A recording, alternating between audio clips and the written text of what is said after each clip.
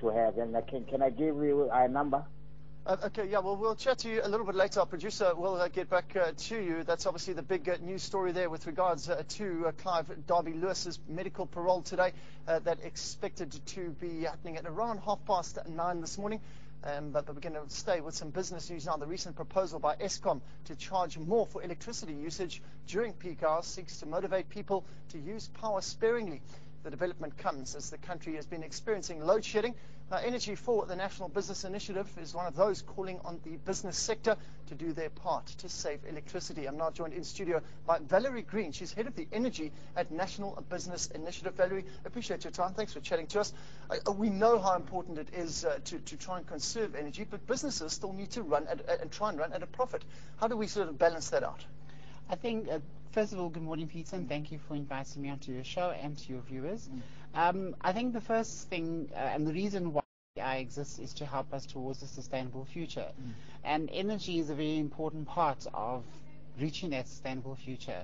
In the current climate of challenges with energy supply and demand, we are punting and advocating that companies also think about energy efficiency.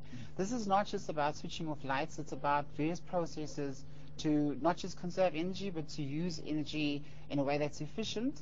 And efficiency basically means doing the same or more with less use of energy. And there's various interventions to do that.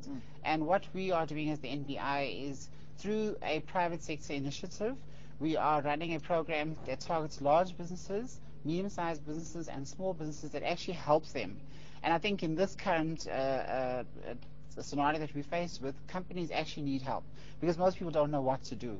So for medium-sized companies, which are the majority in the country, many of them don't even have the skills or the capacity to know what to do. The program offers is it allows consultants to come into a company, do audits, help show companies where the opportunities are, and I can guarantee you that in running this program over the past year, we've already identified close to about 900 opportunities. Many of them are behavioral, many of them are technical solutions, and many of them are actually low-cost, no-cost options. Give us some examples. Well, for example, when we talk about lighting, people always just automatically talk about switching off lights.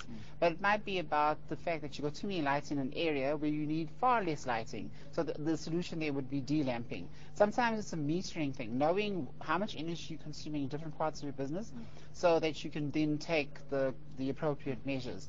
In other cases, it's using HVAC or ventilation when you don't need it. Sometimes using daylight instead of the electrical supply of lighting, and it's also the choice of lighting that you use. But other options are also to do with maintenance programs. For example, the medium-sized companies, that if you're not doing maintenance is quite key to identifying where the problems are in terms of how you're using energy.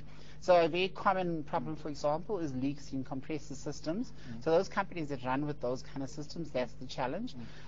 In large companies, it's much more about, first of all, identifying where are you using the most energy. Just having a strategy to identify where are you using the most energy, collecting as much data as possible to work that out, and that's also what our program offers, and then finding appropriate solutions to address those different problems that you've identified.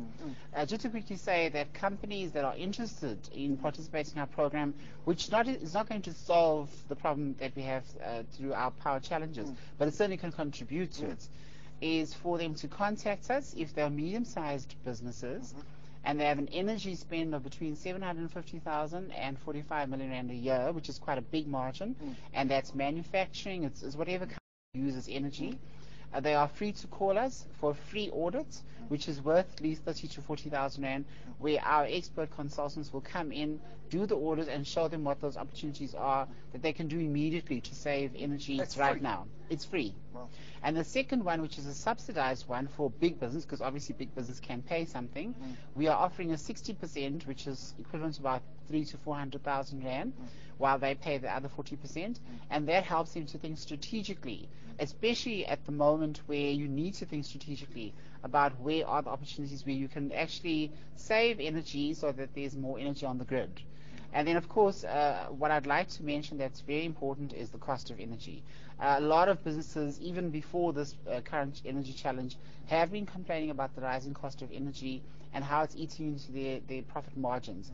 For many businesses, it makes up at least one of the top 3 cost drivers.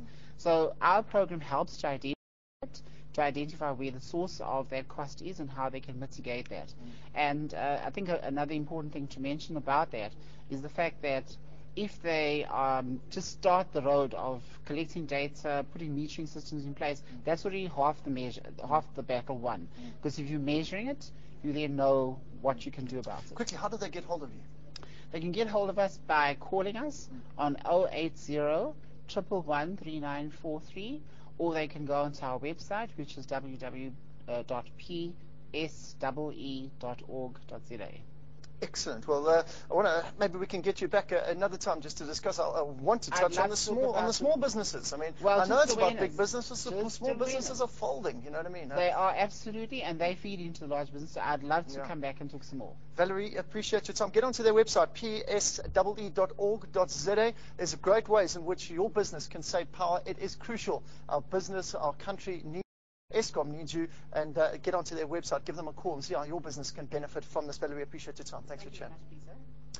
Well, the Ryan Palmer has taken the lead. Some golf news now. Taken the lead after the first round of the Phoenix Open, but as the second round beckons, you'll have to watch out for Keegan Bradley and Bubba Watson, who are just a stroke behind. Let's take a look at the highlights from round 1. Ryan Palmer shot a bogey-free round, which included 5 birdies and an eagle. That was enough to put him at a 7 under par, 64. Hot on his heels was Keegan Bradley and Bubba Watson. Bradley, on the other hand, didn't have such a good start. He bogeyed the first hole before he found his range, and then produced 7 birdies in his round to finish a stroke behind. Bubba Watson was in a similar position as Bradley as he bogeyed the second hole, but he then produced an eagle and a further 5 birdies in his round to remain in firm contention heading into round 2.